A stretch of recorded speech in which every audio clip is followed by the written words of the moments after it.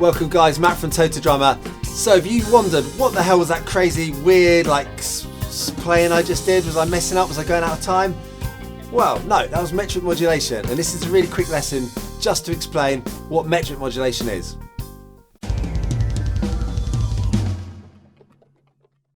Alright, so we're talking about implied metric modulation here.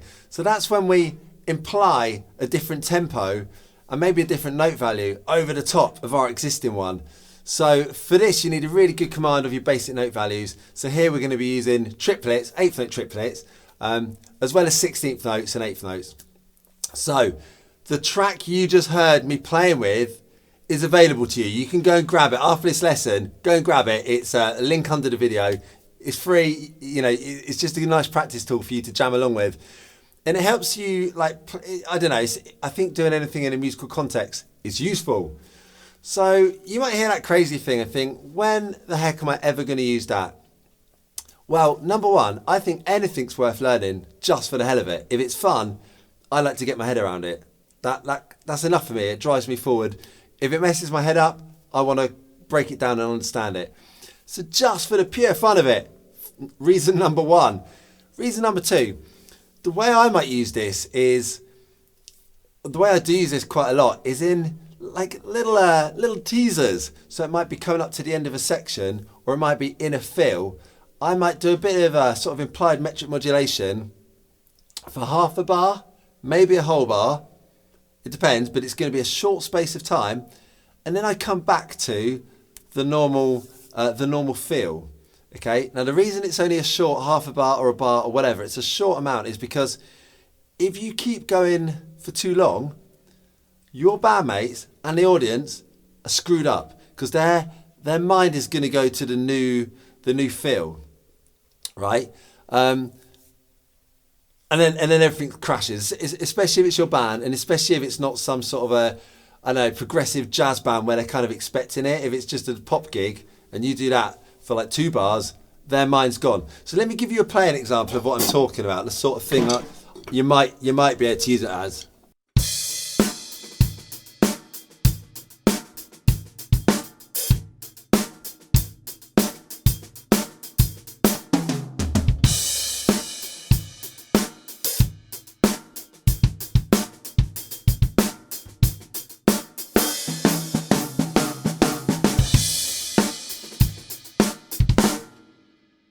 Alright, so that's just a real quick example of where you might chuck it in very briefly and then return, and no one's messed up. It's enough to make people's ears prick up and go, something interesting. No, it's back to normal. Right, now, if I were to carry that on for longer, people are messed up. So check this out.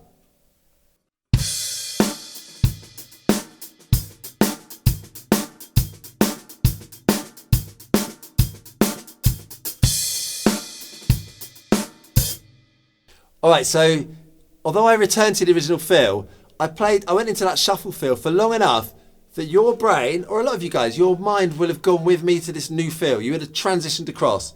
So I just stayed there for a little bit too long and you came with me. And that's fine if it's planned, if it's acceptable in the style of music you're playing and the band know you're doing it, and maybe the whole band goes with you, and that's an intentional modulation. But if you're just chucking that in on the fly, and you haven't warned anyone, and it might not be appropriate because you're playing a pop gig, then that's going to cause problems, all right? So that's the sort of place I might use it. So what the hell is it and how do we do it? Okay, so like I did there, I went between a kind of 16th note fill to a triplet fill, and that's exactly what happens in the track. So that's how I'm going to base this today. That's what we're going to talk about right here today.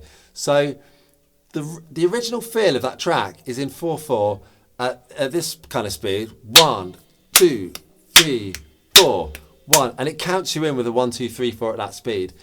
So the underlying subdivision there is 16th notes. So we're feeling it as 1E and a 2E and a 3E and a 4E and a 1E and a 2E, just like you'd expect. Nice and normal. So the tricky bit comes then when we go into the faster speed, or like we imply the faster tempo using triplets. So the transition I will now explain, and what I want you to understand is your head needs to stay in that original feel, in that 1E and a 2E and a 3E and a 4E and a. You need to stay in that tempo, and you need to keep counting 16th notes, keep feeling it as 16th notes, even though the listener is going to hear a new tempo playing triplets, therefore, putting a shuffle over the top of the triplets, the listener hears that, you need to stay in the original feel, otherwise you're a goner and you can't get back. It's like a portal. The portal is closed, you're not getting back, okay? So you need to stay in the original feel. Now the way we're going to do that, if you think your 16th notes are in those nice blocks of 4, aren't they? 1 E and a, 2 E and a, 3 E and a, 4 E and a. So that's how we naturally feel it. But if we start feeling that in groups of 3 over the top, we're still playing 16th notes, but we're feeling it in the 3. We get this like 1 E and a, 2 E and a, 3 E and a, 4 E and a, 1 E and a, 2 E and a, 3 E and a, 4 E and a, 1 E and a, 3 E and a, 4 E and a, 1. So I kept that going for 3 bars, because if you do the maths, those 3 note groupings don't resolve, like they don't match up with the 4 note groupings and both land back on beat 1 together for 3 whole bars. That's how long it takes. But we're not necessarily going to do that now, but that's the full length before it resolves. So that's how I'm feeling this over the top. 1 E and a, 2 E and a, 3 E and a, 4 E and a. Let me give that to you with like a hi-hat click. 1 E and a, 2 E and a, 3 E and a, 4 E and a, 1 E and a, 2 E and a, 3 E and a, 4 E and a, 1. Now, your head is probably staying quite nicely in 16th notes there, because I'm doing the hi-hat 8th notes and I'm counting it. But what happens if I stop counting it, I stop doing the hi-hats? 1 E and a, 2 E and a, 3 E and a, 4 E and a.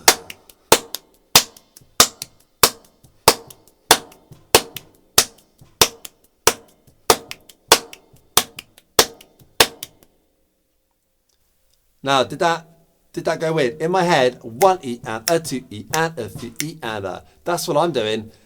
But because I didn't count and didn't do it on the hi-hat, you might have gone with it to go 1 triplet, 2 triplet, 3 triplet, 4 triplet.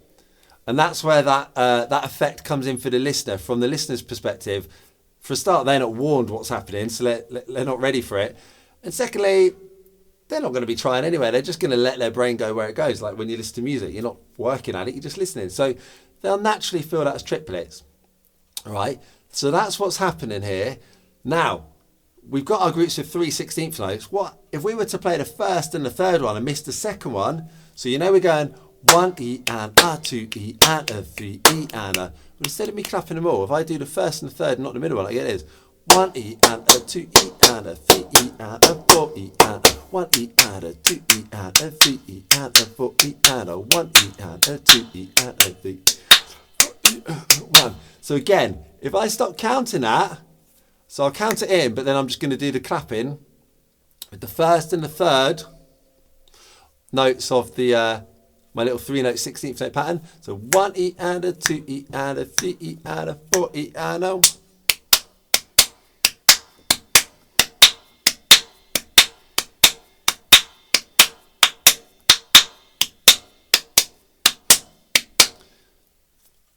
So, most likely, you're hearing a little shuffle going on there. 1 triplet, 2 triplet, 3 triplet, 4 triplet, 1.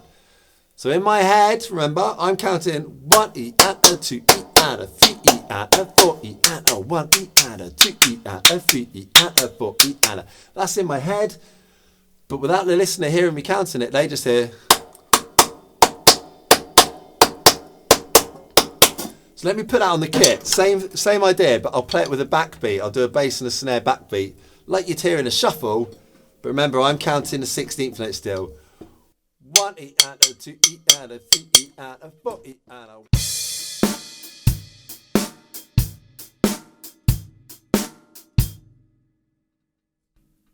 All right, unless you're really trying hard at this, you were in shuffle land with me there, right? But remember, in my head, 1 E and a, 2 E and a, 3 E and a, 4 E and a.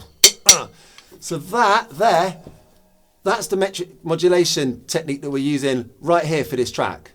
So we're going to go from the normal kind of 8-beat in a 1 E and a, 2 E and a, 3 E and a, 4 E and a. We're going from that feel, and then we're going to play 1 E and a, 2 E and a, 3 E and a, 4 E and a, 1 E and a, 2 E and a, 3 E and a,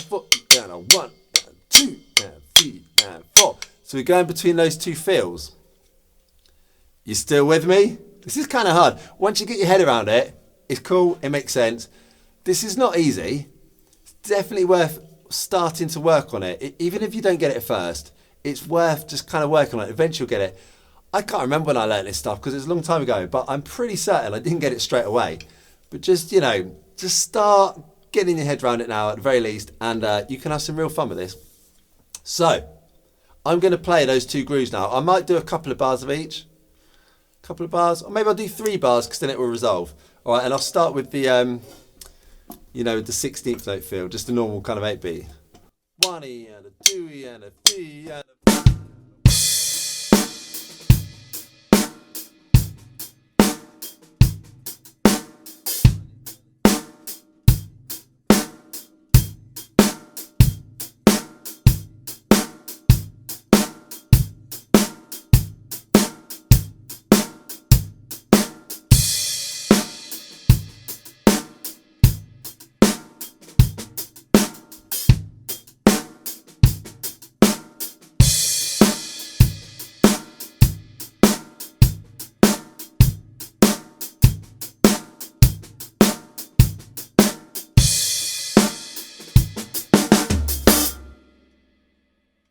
All right, so there we go. So that was 3 bars in each feel, except when I was in the shuffle feel, it was actually still 3 bars of the original tempo. So if you were counting the shuffle feel going, hey, that's more than 3 bars. Yeah, because you're thinking about the new implied tempo.